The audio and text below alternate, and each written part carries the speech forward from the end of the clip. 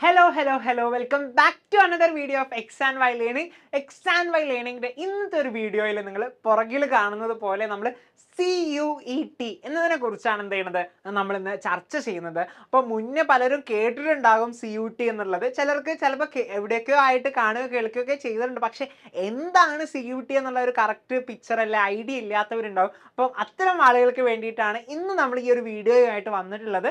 അപ്പം നമ്മുടെ ചാനൽ ആദ്യമായിട്ടാണ് കാണുന്നവരെന്നുണ്ടെങ്കിൽ സബ്സ്ക്രൈബ് ചെയ്യാൻ മറക്കരുത്. ഈ ഒരു വീഡിയോ നിങ്ങൾക്ക് ഇൻഫോർമേറ്റീവ് ആയിട്ട് തോന്നുകയാണെന്നുണ്ടെങ്കിൽ ലൈക്ക് ചെയ്യുകയും ചെയ്യാം. അപ്പം ഇന്നത്തെ ഈ ഒരു വീഡിയോയിൽ നമ്മൾ CUET അഥവാ ഇതിൻ്റെ പൂർണ്ണ രൂപം എന്ന് പറഞ്ഞാൽ കോമൺ യൂണിവേഴ്സിറ്റി എൻട്രൻസ് ടെസ്റ്റ് എന്നുള്ളതാണ്. കോമൺ യൂണിവേഴ്സിറ്റി എൻട്രൻസ് ടെസ്റ്റ് എന്നുള്ളതാണ് നമ്മുടെ CUETയുടെ ഫുൾ ഫോം എന്ന് പറയുന്നത്. അപ്പോൾ പേരുള്ളത് പോലെ തന്നെ യൂണിവേഴ്സിറ്റിയിലേക്കുള്ള ഒരു എൻട്രൻസ് ടെസ്റ്റിനെ കുറിച്ചാണ് എന്ത് ചെയ്യുന്നത് ഇവിടെ പറയുന്നത്. അപ്പം ഏത് യൂണിവേഴ്സിറ്റിയിലേക്കുള്ളതെന്ന് ചോദിച്ചു കഴിഞ്ഞാൽ ഇന്ത്യയിലെ പ്രധാനപ്പെട്ടിട്ടുള്ള സെൻട്രൽ യൂണിവേഴ്സിറ്റിയിലേക്ക് മാത്രമാണോ? അല്ല, സെൻട്രൽ യൂണിവേഴ്സിറ്റിയിലേക്കും അതുപോലെ തന്നെ സ്റ്റേറ്റ് യൂണിവേഴ്സിറ്റിയിലേക്ക് പിന്നെ അതുപോലെ തന്നെ പ്രൈവറ്റ് യൂണിവേഴ്സിറ്റീസ് ഉണ്ട് ഇന്ത്യയിലെ ഭയങ്കര ഫെമിലിയർ ആയിട്ടുള്ള ഭയങ്കര പ്രശസ്തമായിട്ടുള്ള private university, deemed to be യൂണിവേഴ്സിറ്റികളുണ്ട്.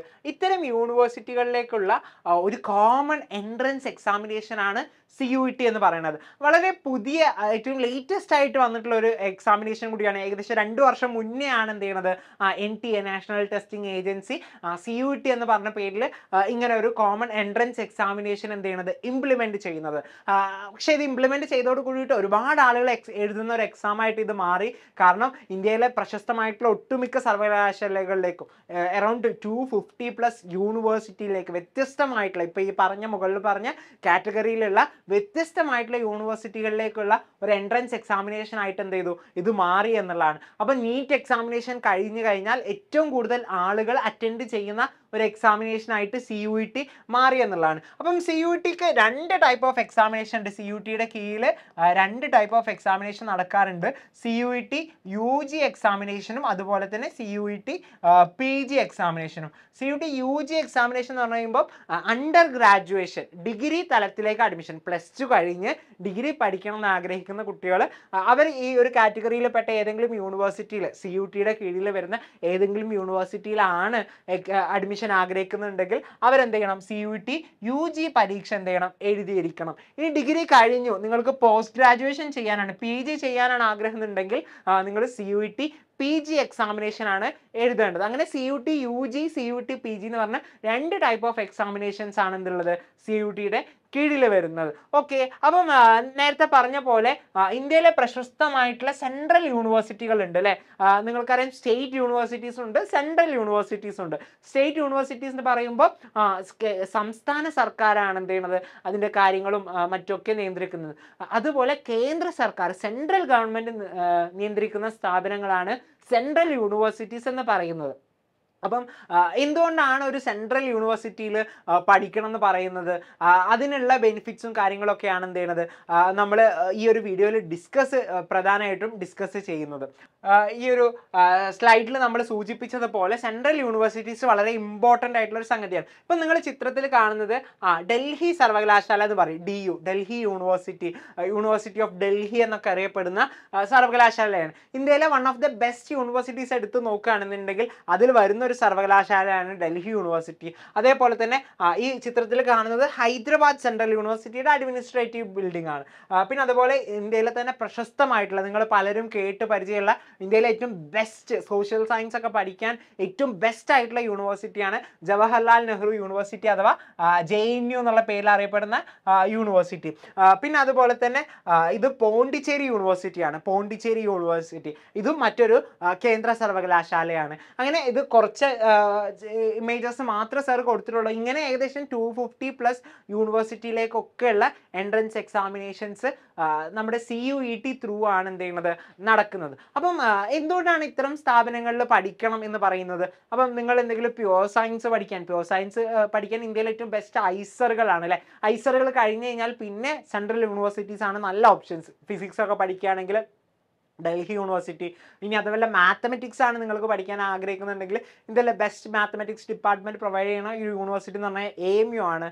അതുപോലെ ഒരുപാട് കോഴ്സിന് സ്പെഷ്യലി ആയിട്ടുള്ള വളരെ വ്യത്യസ്തമായിട്ടുള്ള ഒരുപാട് വൈവിധ്യമായിട്ടുള്ള കോഴ്സുകളുള്ള നല്ല സിലബസുകളുള്ള അതോടൊപ്പം തന്നെ നല്ല ഫാക്കൽറ്റീസ് മികച്ച അധ്യാപകർ കൂടിയുള്ള ഒരു യൂണിവേഴ്സിറ്റീസ് ആണ് സെൻട്രൽ യൂണിവേഴ്സിറ്റീസ് എന്ന് പറയുന്നത്. അപ്പം അവിടുത്തെ മറ്റൊരു പ്രത്യേകത എന്ന് പറയുമ്പോൾ നമ്മൾ സ്റ്റേറ്റ് യൂണിവേഴ്സിറ്റിയിൽ പഠിക്കുകയാണെന്നുണ്ടെങ്കിൽ നമ്മുടെ കൂടെ ആരാണ് പഠിക്കാനുണ്ടാവുക? അല്ലേ, നമ്മുടെ തൊട്ട് ജില്ലക്കാരായിട്ടുള്ള അധികം ആളുകളും നമ്മുടെ ജില്ലയിൽ തന്നെയുള്ള ആളുകളായിരിക്കും. ഇനി അഥവാ കുറച്ചും കൂടി റെപ്യൂട്ടഡ് ആയിട്ടുള്ള ഒരു സ്ഥാപനമാണെന്നുണ്ടെങ്കിൽ തൊട്ടടുത്തുള്ള ജില്ലകളിലെ പ്രദേശങ്ങളിലുള്ള ആളുകളൊക്കെ എന്ത് ചെയ്യും, വരും എന്നുള്ളതാണ്. എന്നാലും മാക്സിമം ഒരു മലയാളി കമ്മ്യൂണിറ്റി ആയിരിക്കും എന്ത് ചെയ്യുക നമ്മുടെ ക്ലാസ് റൂമുകളിൽ ഉണ്ടാവുക. എന്നാൽ അങ്ങനെയല്ല, CUET എഴുതി നമ്മളൊരു സെൻട്രൽ യൂണിവേഴ്സിറ്റിയിൽ അഡ്മിഷൻ എടുത്തു കഴിഞ്ഞാൽ നമ്മുടെ ക്ലാസ്സിൽ വളരെ വ്യത്യസ്തമായിട്ടുള്ള ഡിഫറെൻ്റ് ആയിട്ടുള്ള സ്റ്റേറ്റ്സിൽ നിന്ന് വരുന്ന ഒരുപാട് ആളുകൾ എന്ത് ചെയ്യും നമ്മുടെ ക്ലാസ് റൂമിൽ ഉണ്ടാവും എന്നുള്ളതാണ്. ഇപ്പോൾ ഷെദീദ് സാറ് ഗ്രാജുവേഷൻ കഴിഞ്ഞത് ഡൽഹി യൂണിവേഴ്സിറ്റിയിൽ നിന്നായിരുന്നു. അപ്പം സാറിൻ്റെ ക്ലാസ്സിൽ അരുണാചൽ പ്രദേശിൽ നിന്നുള്ളവരുണ്ടായിരുന്നു, മണിപ്പൂരിൽ നിന്നുള്ളവരുണ്ടായിരുന്നു, അതുപോലെ തന്നെ ബീഹാറിൽ നിന്നുള്ളവരുണ്ടായിരുന്നു, ഡൽഹിയിൽ നിന്നുള്ള സ്റ്റുഡൻസ്, ഉത്തർപ്രദേശിൽ നിന്നുള്ളവർ, നാഗാലാൻഡിൽ നിന്നുള്ളവർ, അതോടൊപ്പം ഫോറിൻ ആയിട്ടുള്ള 3 സ്റ്റുഡൻസും സാറിൻ്റെ കൂടെ പഠിച്ചിട്ടുണ്ടായിരുന്നു. മഡഗാസ്കറിനും UK എന്നും അങ്ങനെ നെതർലാൻഡ്സ് എന്നൊക്കെയുള്ള സ്റ്റുഡൻസ് എന്ത് ചെയ്തിട്ടുണ്ടായിരുന്നു ഞങ്ങളുടെ ക്ലാസ്സിലുണ്ടായിരുന്നു എന്നുള്ളതാണ്. അപ്പം ഇങ്ങനെ വളരെ ഡിഫറെൻ്റ് ആയിട്ടുള്ള പല സ്റ്റേറ്റ്സിൽ നിന്ന് വരുന്ന അല്ലെങ്കിൽ പല രാജ്യത്തു നിന്ന് വരുന്ന കുട്ടികളായിട്ട് നമുക്ക് ഇൻട്രാക്ട് ചെയ്യാനുള്ള അവസരമാണ് എന്ത് ചെയ്യുന്നത് സെൻട്രൽ യൂണിവേഴ്സിറ്റീസിൽ നിന്ന് കിട്ടുക എന്നുള്ളത്. അപ്പോൾ അവരുടെ കൾച്ചർ ഡിഫറെൻ്റ് ആണ്, അവരുടെ ലാംഗ്വേജ് ഡിഫറെൻ്റ് ആണ്, അവരുടെ ലൈഫ് സ്റ്റൈൽ ഡിഫറെൻ്റ് ആണ്. അപ്പോൾ അത് എക്സ്പ്ലോർ ചെയ്യാനും ഒരു കൾച്ചറൽ എക്സ്ചേഞ്ചിനുള്ള സാധ്യത കൂടിയാണ് എന്ത് ചെയ്യുന്നത് നമുക്ക് ഇത്തരം സ്ഥാപനങ്ങളിൽ പഠിക്കുന്നതോടെ കിട്ടുന്നത്. നേരത്തെ പറഞ്ഞ പോലെ തന്നെ അക്കാഡമിക് വൈസ് വളരെ വൈബ്രൻ്റ് ആയിട്ടുള്ള നല്ല സിലബസും നല്ല ഫാക്കൽറ്റീസും കൂടി കിട്ടും എന്നുള്ളതാണ് മറ്റൊരു പ്രത്യേകത. ചിലപ്പോൾ നമ്മുടെ പുസ്തകങ്ങളൊക്കെ എഴുതിയ നമ്മുടെ സിലബസിൽ പറഞ്ഞിരുന്ന ആളുകളായിരിക്കും എന്ത് ചെയ്യുന്നത് നമുക്ക് ക്ലാസ് എടുക്കാൻ വേണ്ടിയിട്ട് വരിക എന്നുള്ളത്. കാരണം അത്രയും എക്സ്പെർട്ടൈസ് ആയിട്ടുള്ള ആളുകളായിരിക്കും ഓരോ സബ്ജക്റ്റിലും നമുക്ക് പഠിപ്പിക്കാൻ വേണ്ടിയിട്ട് ഉണ്ടാവുക എന്നുള്ളതാണ്. പിന്നെ മറ്റൊരു പ്രത്യേകത ഇപ്പോൾ സാർ ഈ ചിത്രത്തിൽ കൊടുത്തിട്ടുള്ളത് വിവിധ ചില സെൻട്രൽ യൂണിവേഴ്സിറ്റിയിലെ 3 സെൻട്രൽ യൂണിവേഴ്സിറ്റിയിലെ ലൈബ്രറിയുടെ ചിത്രമാണ്. ഇത് ഫസ്റ്റ് കാണുന്നത് അലിഗഡ് മുസ്ലിം യൂണിവേഴ്സിറ്റിയിലെ ലൈബ്രറിയുടെ ചിത്രമാണ്. ഈ ഒരു കാണുന്നത് JNU ജവഹർലാൽ നെഹ്റു യൂണിവേഴ്സിറ്റിയിലെ ലൈബ്രറിയുടെ ചിത്രമാണ്. താഴെ കാണുന്നത് ജാമിയ മില്ലിയ ഇസ്ലാമിയയിലെ സാക്കിർ ഹുസൈൻ ലൈബ്രറിയാണ് കൊടുത്തിട്ടുള്ളത്. അപ്പം ലൈബ്രറീസ് ഒക്കെ നോക്കിക്കഴിഞ്ഞാൽ നമ്മുടെ നാട്ടിലൊക്കെ ഉള്ള കോളേജിൻ്റെ അത്രയും വലിയ ലൈബ്രറി ബിൽഡിംഗ് മാത്രം അത്രയും വലുതുണ്ട് എന്നുള്ളതാണ്. ഇപ്പോൾ ഏകദേശം 9 സ്റ്റോറീസ് വരുന്നുണ്ട് JNUവിലെ ലൈബ്രറി. ഈ കാണുന്ന കംപ്ലീറ്റ്ലി ബുക്സും കാര്യങ്ങളും അതിൻ്റെ താഴെ ഭാഗത്തായിട്ട് റീഡിംഗ് റൂംസും കാര്യങ്ങളൊക്കെ ഉള്ള നമുക്ക് 24 ഹവേഴ്സ് 24 മണിക്കൂറും യൂസ് ചെയ്യാൻ പറ്റുന്ന രൂപത്തിൽ എപ്പോഴും കയറി ചെല്ലാൻ പറ്റുന്ന രൂപത്തിലാണ് എന്തുള്ളത് ലൈബ്രറി ഫെസിലിറ്റീസ് JNUവിലൊക്കെ ഉള്ളത്. അതുപോലെ തന്നെ ബാക്കി യൂണിവേഴ്സിറ്റീസിലും ഒരുവിധം സെൻട്രൽ യൂണിവേഴ്സിറ്റീസിലൊക്കെ 24 ഹവേഴ്സ് അല്ലെങ്കിൽ 18 ഹവേഴ്സും ഒക്കെ വർക്ക് ചെയ്യുന്ന നമുക്ക് രാത്രിയോ പകലോ വ്യത്യാസമില്ലാതെ പോയിരുന്ന് പഠിക്കാൻ പറ്റുന്ന ലൈബ്രറിയും ഫെസിലിറ്റീസും കാര്യങ്ങളൊക്കെ അവിടെ നമുക്ക് കിട്ടും എന്നുള്ളതാണ്. അങ്ങനെ ഒരുപാട് പ്രത്യേകതകളുണ്ട് ഓരോ സെൻട്രൽ യൂണിവേഴ്സിറ്റിയിലേക്കും. അവിടേക്കുള്ള പ്രവേശന പരീക്ഷയാണെന്ത് CUET UG എന്ന് പറയുന്നത്.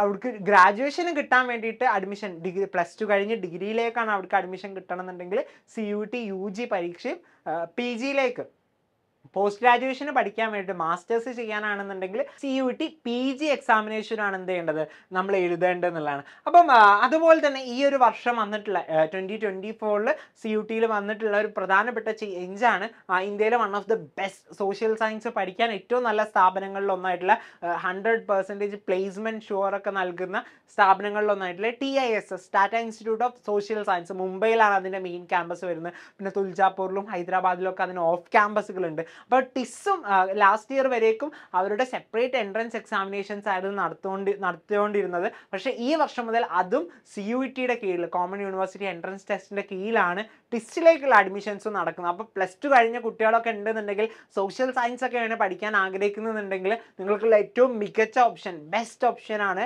Tata institute of social science എന്ന് പറയുന്നത്. അവിടെ വളരെ വ്യത്യസ്തമായിട്ടുള്ള ഒരുപാട് കോഴ്സും കാര്യങ്ങളൊക്കെ പ്രൊവൈഡ് ചെയ്യുന്നുണ്ട്. അപ്പോൾ അവിടേക്കും അഡ്മിഷൻ ഈ വർഷം മുതൽ CUET എന്നുള്ളതാണ്. അപ്പം നമ്മൾ ഈ കാര്യങ്ങളൊക്കെ ഡിസ്കസ് ചെയ്യുമ്പോൾ ചില റിയാലിറ്റീസിനെ കുറിച്ച് നമ്മൾ എന്ത് ചെയ്യേണ്ടതുണ്ട് ചർച്ച ചെയ്യേണ്ടതുണ്ട്. അപ്പം ഈ ഒരു ബാക്കിൽ കാണുന്ന ഈ ഒരു ഫിഗർ എന്ന് പറഞ്ഞു കഴിഞ്ഞാൽ ഒരു പത്ര കട്ടിംഗ് ആണ് കൊടുത്തിട്ടുള്ളത്. അപ്പോൾ ആ പത്ര കട്ടിങ്ങിൽ ടൈറ്റിൽ തന്നെ നിങ്ങൾക്ക് നോക്കി കാണാൻ കഴിയും, ഡൽഹി കോളേജുകളിൽ കേരള സിലബസുകാർ 4-1 കുറഞ്ഞു എന്നുള്ളത്.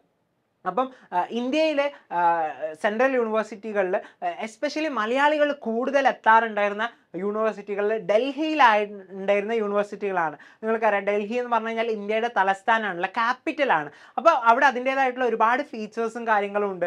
ക്യാപിറ്റൽ ആയതുകൊണ്ട് തന്നെ അതിനനുസരിച്ചുള്ള അക്കാഡമിക് കോൺഫറൻസുകൾ, കാര്യങ്ങൾ, പ്രോഗ്രാംസ്, ഒരുപാട് ഫേമസ് പേഴ്സണാലിറ്റീസിനെ കുറിച്ചും എമിനൻ്റ് ആയിട്ടുള്ള ആളുകളെ കുറിച്ചും ഇൻട്രാക്ട് ചെയ്യാൻ പറ്റിയ അവസരങ്ങളുള്ള നല്ല വൈബ്രൻ്റ് ആയിട്ടുള്ള ഒരു സ്ഥലമാണ് ഡൽഹി. അപ്പം ഒട്ടുമിക്ക മലയാളികളും പലപ്പോഴും ചൂസ് ചെയ്യാറുള്ള ഒരു സെൻട്രൽ യൂണിവേഴ്സിറ്റീസ് ഒക്കെ ഡൽഹിയിലുള്ള JNU, ജാമിയ, ഡൽഹി യൂണിവേഴ്സിറ്റി, അവിടെ ഉണ്ടായിരുന്ന സ്റ്റേറ്റ് യൂണിവേഴ്സിറ്റി ആയിട്ടുള്ള അംബേദ്കർ യൂണിവേഴ്സിറ്റി പോലുള്ളതൊക്കെയാണ് പലരും ചൂസ് ചെയ്യാറുള്ളത്. അപ്പം ഈ ഒരു CUT എൻട്രൻസ് എക്സാമിനേഷൻ വരുന്നത് മുമ്പ് വരേക്കും ഏകദേശം 2000+ കുട്ടികൾ മലയാളികളായിട്ടുള്ള ആളുകൾ എന്ത് ചെയ്യാറുണ്ടായിരുന്നു, ഡൽഹി യൂണിവേഴ്സിറ്റിയിൽ അഡ്മിഷൻ എടുക്കാറുണ്ടായിരുന്നു. എന്നാൽ CUT ഇംപ്ലിമെൻറ്റ് ചെയ്തതിന് ശേഷം 2021-22 ബാച്ചിലെ സ്റ്റുഡൻസിനാണ് എന്ത് ചെയ്തിട്ടുണ്ടായിരുന്നത്, ആ ഒരു വർഷമായിരുന്നു, ആ ഒരു അക്കാദമിക് ഇയറിലായിരുന്നു CUT ഇംപ്ലിമെൻറ്റ് ചെയ്തത്. അപ്പോൾ അതിന് തൊട്ട് മുന്നേ 2021-22 സ്റ്റുഡൻസിന് ശേഷം 2022-23 സ്റ്റുഡൻസിനാണ് എന്ത് ചെയ്തത്, CUT ഇംപ്ലിമെൻറ്റ് ചെയ്തിട്ടുണ്ടായിരുന്നത്. അപ്പോൾ ആ ഒരു ഇംപ്ലിമെൻറ്റേഷന് ശേഷം എന്ത് ചെയ്തു, അവിടുത്തെ മലയാളി സ്റ്റുഡൻസിൻ്റെ എണ്ണം വളരെ ക്രമാതീതമായിട്ട് കുറഞ്ഞു എന്നുള്ള ഒരു സംഗതിയാണെന്നുള്ളത് ഈ ഒരു പത്രവാർത്തയിൽ പറഞ്ഞിട്ടുണ്ടായിരുന്നത്. അപ്പം മുൻ വർഷങ്ങളിലൊക്കെ ഏകദേശം 2500 സ്റ്റുഡൻസ് അഡ്മിഷൻ നേടാറുണ്ടായിരുന്ന സമയത്ത് ഫസ്റ്റ് അലോട്ട്മെൻറ്റ് വന്നപ്പോൾ CUT ഇംപ്ലിമെൻറ്റ് ചെയ്തതിനു ശേഷം വെറും 342 സ്റ്റുഡൻസ്, 342 കുട്ടികളാണ് എന്ത് ചെയ്തിട്ടുള്ളത്, അഡ്മിഷൻ എടുത്തിട്ടുണ്ടായിരുന്നത്. അപ്പോൾ അതിന് മുന്നേ വരേക്കും മെറിറ്റ് സിസ്റ്റം ആയിരുന്നു, നമ്മുടെ +2 മാർക്കും കാര്യങ്ങളൊക്കെ വെച്ചിട്ടായിരുന്നു ഡൽഹി യൂണിവേഴ്സിറ്റിയിൽ അഡ്മിഷൻ ഉണ്ടായിരുന്നത്. അത് മാറിയിട്ട് പിന്നീട് എൻട്രൻസ് കൊണ്ടുവന്നപ്പോൾ എന്ത് ചെയ്തു, സാധാരണ ഉണ്ടായിരുന്ന ആളുകളിൽ നിന്ന് പകുതിയിലും താഴെയായിട്ട് എന്ത് ചെയ്തു, ആളുകളുടെ എണ്ണം, സ്റ്റുഡൻസിൻ്റെ എണ്ണം കുറഞ്ഞു എന്നുള്ളതാണ്. അപ്പം എന്താണ് അതിന് പിന്നിലുള്ള റീസൺ എന്ന് നിങ്ങൾ നോക്കിക്കഴിഞ്ഞാൽ കാണാം, നിങ്ങൾക്ക് ശരിക്ക് അനലൈസ് ചെയ്ത് കഴിഞ്ഞാൽ നിങ്ങൾക്ക് മനസ്സിലാക്കാൻ പറ്റും. നമ്മുടെ MCQ ടൈപ്പ്, ഒബ്ജക്റ്റീവ് ടൈപ്പ് എക്സാമിനോടുള്ള അപ്രോച്ച് നമുക്ക് പഠനത്തിൻ്റെ വഴിയിൽ കറക്റ്റായിട്ട് കിട്ടുന്നില്ല എന്നുള്ളതാണ്. +2 വരെ കേരള സിലബസിൽ പഠിച്ച സ്റ്റുഡൻസിൻ്റെ കണക്കുകളാണ് ഇവിടെ കൊടുത്തിട്ടുള്ളത്. എന്നാൽ ആ വർഷം എന്ത് ചെയ്തു, CBSEയിലുള്ള central board of secondary education CBSE examination through വന്നിട്ടുള്ള കുട്ടികളാണ് എന്ത് ചെയ്തിട്ടുള്ളത്, കൂടുതൽ സീറ്റ്സും വാങ്ങിയിട്ടുള്ളത്. അതും കേരളത്തിൽ നിന്നല്ലാത്ത കുട്ടികളാണ് എന്ത് ചെയ്തിട്ടുള്ളത്, കൂടുതലും വാങ്ങിയിട്ടുള്ളത് എന്നുള്ളതാണ്. അപ്പോൾ നമ്മുടെ നാട്ടിലെന്ന് പറഞ്ഞു കഴിഞ്ഞാൽ നമുക്ക് കുറച്ചും കൂടി ഡിസ്ക്രിപ്റ്റീവ് ടൈപ്പ് അല്ലെങ്കിൽ സബ്ജക്റ്റീവ് ടൈപ്പ് എക്സാമിനേഷനുള്ള ഒരു ട്രെയിനിങ് കാര്യങ്ങളാണ് നമ്മുടെ സ്കൂളുകളിൽ നിന്ന് കിട്ടുക. കാരണം നമ്മുടെ എക്സാമിനേഷൻ പാറ്റേണും കാര്യങ്ങളൊക്കെ ആ രൂപത്തിലാണ് വരുന്നത്. മറിച്ച് നമുക്ക് മറ്റ് സംസ്ഥാനങ്ങളിലൊക്കെ പോയി കഴിഞ്ഞാൽ, ഇപ്പം സാറ് അലിഗഡ് മുസ്ലിം യൂണിവേഴ്സിറ്റിയിലാണ് കറൻ്റ്ലി പഠിച്ചുകൊണ്ടിരിക്കുന്നത്. അപ്പം ഞാൻ അവിടെ കണ്ടിട്ടുള്ള ഒരു വലിയൊരു കൾച്ചർ എന്ന് പറഞ്ഞു കഴിഞ്ഞാൽ, അവിടെ ഏകദേശം അവിടുത്തെ AMUവിൻ്റെ സ്കൂൾസിലേക്ക് 6th സ്റ്റാൻഡേർഡിൽ എന്തുണ്ട്, അവിടെ എൻട്രൻസ് എക്സാമിനേഷൻ ത്രൂ ആണ് അവിടുത്തെ സ്കൂളുകളിലേക്കുള്ള അഡ്മിഷൻസ് നടക്കുന്നത്, AMUയുടെ സ്കൂളിലേക്ക്. അപ്പം നിങ്ങളൊന്ന് ആലോചിച്ച് നോക്കണം, അവിടുത്തെ കുട്ടികൾ ഏകദേശം 6th സ്റ്റാൻഡേർഡ് മുതൽ വിവിധങ്ങളായിട്ടുള്ള എൻട്രൻസ് എക്സാമിനേഷൻസ് എഴുതിയിട്ട് അതിൻ്റെ പ്രാക്ടീസിലൂടെയാണ് എന്ത് ചെയ്യുന്നത്, അവർ അഡ്മിഷൻസും കാര്യങ്ങളും നേടിയിട്ടാണ് പിന്നീട് എന്ത് ചെയ്യുന്നത്, അവർ ഇത്തരത്തിൽ +2 കഴിയുമ്പോഴേക്കിന് ഇങ്ങനത്തെ എക്സാമിനേഷൻസ് ഒക്കെ എഴുതുന്നവരായിട്ട് മാറുന്നത്. അപ്പം പല സ്റ്റേറ്റിലും ഇതുപോലെ തന്നെ ചെറിയ ക്ലാസ്സുകളിൽ തൊട്ട് തന്നെ എന്ത് ചെയ്യുന്നു, ഇത്തരം സബ്ജക്ട്സിന് എക്സാംസിനെ കുറിച്ച് അവെയർ ആവുന്നു. അവർ പലതരത്തിലുള്ള കോമ്പറ്റേറ്റീവ് എക്സാംസ് എഴുതി ട്രെയിൻഡായി ഒബ്ജക്റ്റീവ് എക്സാമിനോടുള്ള എങ്ങനെ ആയിരിക്കണം അപ്രോച്ച് എന്നുള്ളത് കറക്റ്റായിട്ട് മനസ്സിലാക്കിയിട്ടാണ് എന്ത് ചെയ്യുന്നത്, പലരും ഈ എക്സാമിനേഷൻസ് എഴുതാൻ വരുന്നത്. പക്ഷെ നമ്മുടെ നാട്ടിലുള്ള അവസ്ഥ, കേരളത്തിലുള്ള ഒരു അവസ്ഥ എന്ന് പറഞ്ഞു കഴിഞ്ഞാൽ 12th കഴിഞ്ഞതിന് ശേഷമായിരിക്കും, അല്ലെങ്കിൽ 12th പഠിക്കുന്ന ആ ഒരു സമയത്ത്, ആ ഒരു 12th കഴിഞ്ഞ ടൈമിലായിരിക്കും നമ്മൾ പലപ്പോഴും ചിലപ്പോൾ നമ്മുടെ ലൈഫിൽ ആദ്യത്തെ ഒരു എൻട്രൻസ് എക്സാമിനേഷൻസ് എഴുതുന്നുണ്ടാവും. മുന്നേ നമുക്ക് അതിനുള്ള പരിചയമോ അല്ലെങ്കിൽ അത്തരത്തിന് ഉള്ള എക്സാംസിനെ കുറിച്ചുള്ള അവെയർനെസ്സോ അല്ലെങ്കിൽ അതിനുള്ള ട്രെയിനിങ്ങോ കോച്ചിങ്ങോ നമുക്ക് കിട്ടുന്നില്ല എന്നുള്ളതാണ് മെയിൻ റീസൺ. അപ്പം അങ്ങനെ 12th കഴിഞ്ഞ് നേരെ പോയി വെറുതെ എഴുതാൻ കിട്ടുന്ന ഒരു എക്സാമിനേഷൻസ് അല്ല ഈ പറയുന്ന എക്സാമിനേഷൻസ് ഒന്നും. മറിച്ച് അതിന് കൃത്യമായിട്ടുള്ളൊരു സ്റ്റഡി പ്ലാൻ വേണം, സ്ട്രാറ്റജി വേണം. നമ്മൾ ചെറുപ്പത്തിൽ തന്നെ ബിൽഡ് ചെയ്ത് കൊണ്ടുവരേണ്ട ഒരുപാട് ക്വാളിറ്റീസ് ഒക്കെ വെച്ചിട്ടാണ് എന്ത് ചെയ്യേണ്ടത്, അവിടെ നമ്മൾ എന്ത് ചെയ്യേണ്ടത്, മാറ്റിവെക്കേണ്ടത്. അപ്പം അതിൻ്റെ ഒരു അഭാവമാണ് ശരിക്കും എന്ത് ചെയ്തത്, CUT ഇംപ്ലിമെൻ്റ് ചെയ്തതോട് കൂടിയിട്ട് മലയാളികളായിട്ടുള്ള ആളുകളുടെ എണ്ണം സെൻട്രൽ യൂണിവേഴ്സിറ്റീസിലൊക്കെ കുറയാനുണ്ടായിട്ടുള്ളൊരു കാരണം എന്ന് പറഞ്ഞു കഴിഞ്ഞാൽ. അപ്പം അത് പരിഹരിക്കണം എന്നുണ്ടെങ്കിൽ വളരെ കൃത്യമായിട്ട് നമ്മുടെ പഠനത്തിൻ്റെ വിവിധ ഘട്ടങ്ങളിൽ എന്ത് ചെയ്യേണ്ടതുണ്ട്, ആ ഒരു ഒബ്ജക്റ്റീവ് എക്സാമിനേഷനെ കുറിച്ച്, കോമ്പറ്റേറ്റീവ് എക്സാമിലേക്കുള്ള ഒരു അറ്റ്മോസ്ഫിയർ കിട്ടുന്ന രൂപത്തിലേക്ക് നമ്മുടെ പഠനവും കാര്യങ്ങളൊക്കെ നമ്മൾ ക്രമീകരിക്കേണ്ടതുണ്ട്. അതാണ് എക്സ് ആൻഡ് വൈ ലേണിംഗ് യഥാർത്ഥത്തിൽ എക്സ് ആൻഡ് വൈ ലേണിങ്ങിൻ്റെ സ്റ്റുഡൻസിന് പ്രൊവൈഡ് ചെയ്തുകൊണ്ടിരിക്കുന്നത്. നിങ്ങളുടെ ചെറിയ ക്ലാസ്സുകൾ തൊട്ടന്നെ ഇത്തരം എക്സാമിനേഷന് വേണ്ടിയിട്ട് നിങ്ങളെ പ്രാപ്തരാക്കുക എന്നുള്ളൊരു കാര്യമാണ്. അപ്പം അതിനനുസരിച്ച് ഡെവലപ്പ് ചെയ്ത് കൊണ്ടുവന്നു കഴിഞ്ഞാൽ എന്ത് ചെയ്യും, നിങ്ങൾക്ക് 12th കഴിയുമ്പോൾ ഇന്ത്യയിലെ പ്രീമിയം സ്ഥാപനങ്ങളിലൊക്കെ എന്ത് ചെയ്യാൻ പറ്റും, എൻട്രൻസ് എഴുതിയിട്ട് കൂളായിട്ട് നിങ്ങൾക്ക് എന്ത് ചെയ്യാൻ പറ്റും, അഡ്മിഷൻസ് വാങ്ങാൻ പറ്റും. അപ്പം ഇത്തരം കാര്യങ്ങളെക്കുറിച്ച് നമ്മൾ 12th എത്തുമ്പോഴോ 11th എത്തുമ്പോഴോ അല്ല എന്ത് ചെയ്യേണ്ടത്, നമ്മൾ ചിന്തിച്ച് തുടങ്ങേണ്ടത്. അതിന് മുന്നേ എന്ത് ചെയ്യണം, നമ്മൾ ചിന്തിച്ച് തുടങ്ങേണ്ടതുണ്ട് എന്നുള്ളൊരു കാര്യമാണ് നിങ്ങളോട് സൂചിപ്പിക്കാനുള്ളത്. അപ്പം സെൻട്രൽ യൂണിവേഴ്സിറ്റീസ് പഠനം ആഗ്രഹിക്കുന്നവർ CUT കുറിച്ചുള്ള കാര്യങ്ങളാണ് ഇന്നത്തെ ഒരു വീഡിയോയിൽ നമ്മൾ ഡിസ്കസ് ചെയ്തത്. അപ്പം നിങ്ങൾക്ക് വീഡിയോ ഇൻഫോർമേറ്റീവ് ആയിട്ടുണ്ടാവും എന്ന് പ്രതീക്ഷിക്കുകയാണ്. അപ്പം അടുത്തൊരു വീഡിയോയിൽ കൂടുതൽ ഇൻഫോർമേറ്റീവ് ആയിട്ടുള്ള മറ്റു വിശേഷങ്ങളുമായിട്ട് നമുക്ക് വീണ്ടും കണ്ടുമുട്ടാം. Okay, by.